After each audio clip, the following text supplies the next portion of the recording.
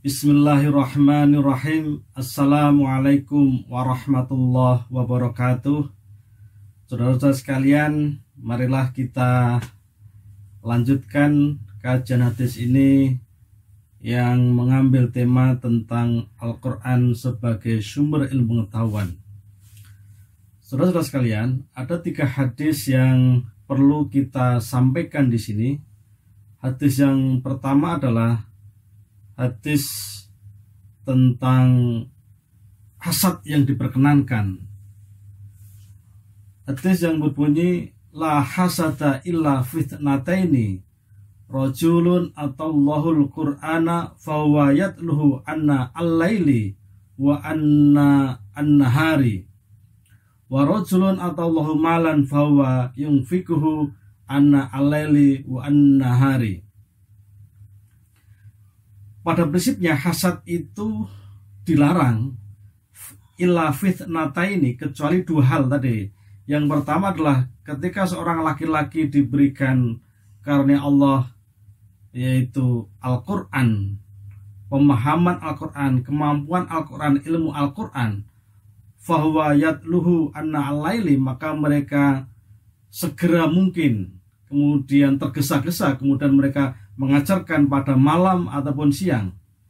Yang kedua adalah seorang laki-laki yang diberikan harta, maka mereka bersegera menginfakkan pada waktu siang maupun juga pada waktu malam itu sesegera mungkin.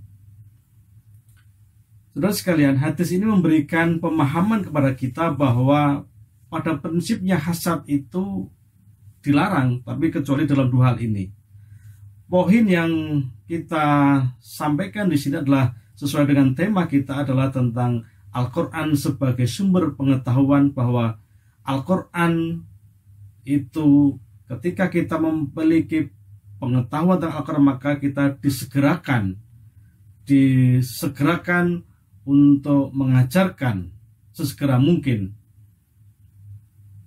Maka ketika orang mengajarkan Al-Quran, ketika orang memiliki pengetahuan Al-Quran, maka saya kira inilah yang diperkenankan oleh Nabi. Meskipun pada dasarnya sekali lagi kita sampaikan bahwa hasad itu dilarang, kecuali dalam hasad iri terhadap ketika orang bisa mengajarkan Al-Quran, memberikan pengetahuan Al-Quran, mendakwahkan Al-Quran, karena Al-Quran di sini adalah sebagai ilmu pengetahuan, sebagai sumber pengetahuan, kemudian dijadikan sebagai pedoman umat dan sebagainya. Hadis yang kedua adalah hadis dari Abi Musa Asy'ari, bahwa orang yang mempunyai ilmu Al-Quran itu berbeda dengan orang yang tidak memiliki ilmu Al-Quran. Maka di dalam hadis disebutkan, mathalul mu'minin alladzina yaqra'ul Qur'an kamathalil atrojah rihuha thayyibun wa ta'mahu thayyibun wa mathalul mu'minal ladzina la yaqra'ul Qur'an kamathali tamroh la rihalaha wa ta'ma halwun. Jadi perbedaan atau perbandingan orang yang memiliki pengetahuan Al-Quran atau orang yang membaca Al-Quran itu digambarkan sebagaimana orang mukmin yang membaca Al-Quran itu dicontohkan sebagai atrojah.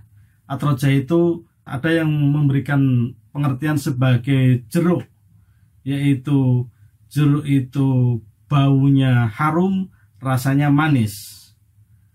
Begitu juga orang mukmin tetapi tidak layak yaqra'ul Quran, tidak membaca Quran, itu seperti tamroh, tidak berbau tapi rasanya enak.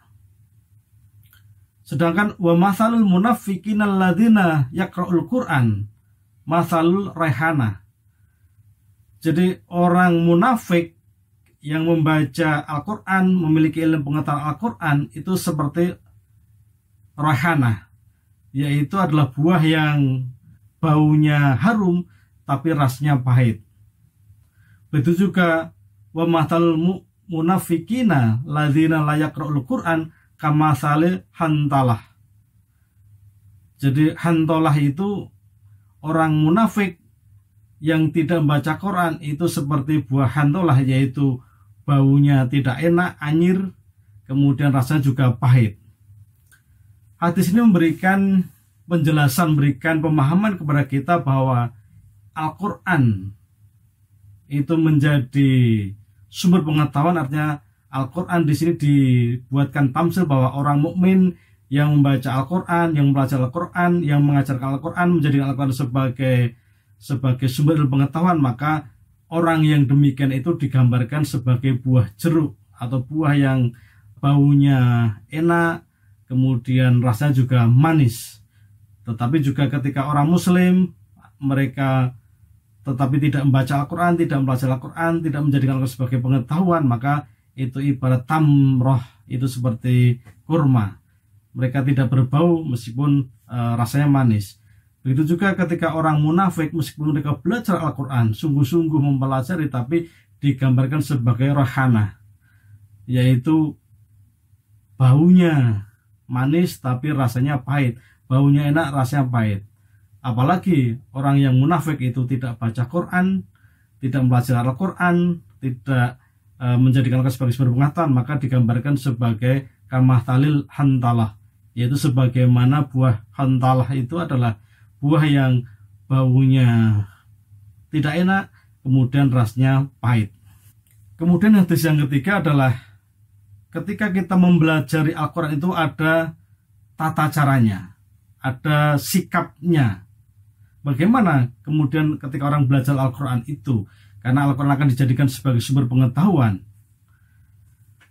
Dalam sebuah kisah bahwa ketika Nabi di masjid kemudian memberikan nasihat, memberikan kajian itu, kemudian tiba-tiba ada 3 orang datang. Kemudian 3 orang itu ada 2 orang mereka masuk ke masjid, yang satu mereka mendekat Nabi, yang satu mereka itu di pojokan, kira-kira kalau di masjid di pojokan masjid. Tapi yang satu mereka datang ketika Nabi memberikan kajian, kemudian yang satu kemudian pergi. Nah, ketika majelis selesai, kemudian Nabi mengatakan kepada sahabat, Allah ukhbirukum anil nafari salasa. Kemudian Nabi, tahukah aku kabarkan tentang 3 orang tadi? Kemudian Nabi menjelaskan bahwa 3 orang tadi digambarkan, dijelaskan, diceritakan bahwa yang pertama adalah orang yang datang kemudian mendekat Nabi. Mereka dikatakan bahwa mereka mendekat kepada Allah dan Allah pun akan dekat dengan mereka. Yang kedua adalah orang yang datang ke masjid, mereka ikut majelis tapi mereka duduknya di belakang. Mereka malu-malu. Ketika mereka malu-malu, maka Allah pun juga malu-malu terhadap mereka itu. Tapi kemudian yang ketiga adalah ketika orang datang kemudian mereka pergi, maka kemudian mengatakan Allah pun juga berpaling. Ketika orang berpaling kepada majelis atau kemudian kajian Nabi, maka Allah pun juga berpaling kepada orang tersebut. Saudara sekalian, dari ketiga hadis itu yang kemudian kita berikan kajian terkait dengan Al-Quran sebagai sumber pengetahuan, tadi adalah ketika ada seorang pemuda yang memahami Al-Quran, mereka mempunyai kemampuan dan menjadikan Al-Quran sebagai sebuah materi pengajaran baik pada waktu siang dan malam, maka inilah yang hadis yang pada yang pertama inilah yang coba kita perhatikan, bahwa sesegera mungkin atau mungkin dalam hadis lain dikatakan sebagai koma, mereka mendirikan majelis-majelis itu yang kemudian yang diajarkan adalah Al-Quran. Maka disinilah Al-Quran dijadikan sebagai sumber pengetahuan. Yang kedua adalah pada hadis yang kedua adalah yaitu terkait dengan gambaran bahwa orang-orang mukmin yang membaca Al-Quran yang diibaratkan sebuah buah yang baunya manis, rasanya manis, ini adalah memberikan gambar bahwa ketika orang mempelajari Al-Quran, orang mukmin yang membaca, yang mengkaji, kemudian mengajarkan, belajar, dipahami, kemudian diajarkan pada orang lain, kemudian dijadikan sebagai sumber ilmu, maka disitulah sebagai atrojah, artinya akan membuahkan kemudian membuat rasanya menjadi enak dalam kegiatan aktivitas kehidupan mereka. Maka ketika orang yang digambarkan sebagai sebuah atrojah inilah yang kemudian akan kita jadikan sebagai model bagaimana orang yang belajar tentang Al-Quran kemudian mereka mempelajari dengan sungguh-sungguh, kemudian bisa mengamalkan, kemudian bisa dimanfaatkan, dinikmati orang lain. Tidak hanya kita sendiri, tapi kemudian orang lain berikan nikmat dari pengetahuan yang tadi disampaikan. Maka inilah kemudian Al-Quran itu menjadi rasanya menjadi enak. Begitu juga yang ketiga tadi adalah, yang pertama adalah orang yang mereka ingin masuk dalam sebuah aktivitas dakwah, dalam sebuah kajian untuk mencari sumber pengetahuan, tapi mereka harus sungguh-sungguh, totalitas. Mereka harus mendekat betul dengan sumber-sumber pengetahuan itu. Nabi sebagai orang yang mengajarkan Al-Quran, memberikan majelis dalam Al-Quran, maka kemudian majelis itulah yang kemudian menjadikan memiliki nilai yang berbeda. Orang yang mendekat, maka ini sebagai gambaran yang sungguh-sungguh mendekat kepada sumber-sumber ilmu pengetahuan, karena Nabi sebagai seorang Rasul yang diberikan mandat oleh Allah untuk menyampaikan Al-Quran sebagai pembawa risalah, maka orang yang dekat dengan pembawa risalah itulah yang kemudian sebagai sumber-sumber pengetahuan. Maka Al-Quran, Nabi bisa dikatakan sebagai Al-Quran yang berjalan, itulah Nabi kita Muhammad SAW.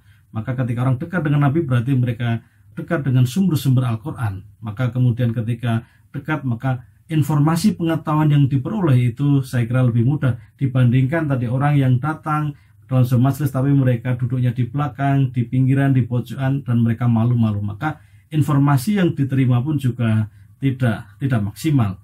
Apalagi yang ketika di situ tahu bahwa Nabi sebagai orang yang dimandati mengajar Al-Quran, tapi ketika datang pengajaran Al-Quran justru mereka pergi. Ini menggambarkan bahwa bagaimana kita harus terus dimotivasi menempatkan Al-Quran sebagai sumber pengetahuan. Karena kalau kita lihat di dalam Al-Quran, saya kira berdasarkan hadis ini bahwa misalkan kita lihat dalam surat Al-Fatihah yang dalam beberapa penjelasan seperti dalam tafsirnya Kementerian Agama itu memiliki 5 hal. Fatihah itu, satu adalah sebagai kitab tauhid, yang kedua Al-Quran sebagai kitab tuntunan ibadah, yang ketiga adalah Al-Quran sebagai kitab sejarah, yang keempat adalah Al-Quran sebagai sumber ilmu pengetahuan, dan yang kelima adalah Al-Quran sebagai kitab hukum. Maka disitulah selain tadi Al-Quran sebagai kitab tauhid, sebagai kitab tuntunan ibadah, sebagai kitab sejarah, sebagai kitab hukum, tapi di situ adalah ada Al-Quran ditempatkan sebagai ilmu pengetahuan. Maka 5-5-nya inilah yang kemudian menjadikan sumber-sumber pengetahuan tentang ibadah, pengetahuan tentang sejarah, pengetahuan tentang tauhid, pengetahuan tentang hukum, maupun juga pengetahuan tentang ilmu-ilmu pengetahuan alam secara keseluruhan itu. Maka sesungguhnya kalau kita narasikan sekali lagi bahwa ini menjadikan tiga hadis ini adalah mendorong kita untuk menempatkan Al-Quran sebagai sumber ilmu pengetahuan. Terima kasih. Assalamualaikum warahmatullahi wabarakatuh.